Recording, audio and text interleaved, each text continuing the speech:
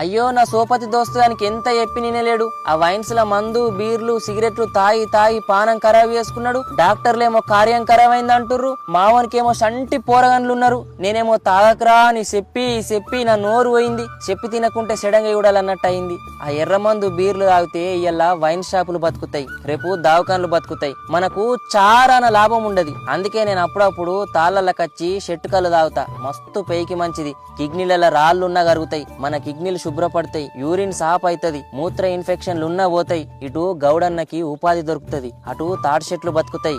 ఆకాశంలో ఎత్తులో ఎగిరే పక్షులకు చెట్టు నివాసం అవుతుంది. ప్రకృతి వైవిధ్యాన్ని కాపాడినోళ్ళమైతాం. ఎండాకాలంలో తాటి ముంజలు తినచ్చు. మంచిగా మీరందరూ గౌడన్న దగ్గరికి పోయి, గౌడన్న మాకు మంచి కళ్ళు పోయే 10 రూపాయలు ఎక్క తీసుకున్నా మంచిదే అని చెప్పి కళ్ళు తాగుర్రి. గౌడన్న వృత్తిని కాపాడుర్రి, ఆరోగ్యంగా ఉండుర్రి, భూమి మీద ఉన్నందుకు భూమిని కాపాడుర్రి. మరిన్ని మంచి వీడియోల కోసం నన్ను ఫాలో అయ్యుర్రి. అటు గౌడ్ సాబ్కి షేర్ చేయుర్రి.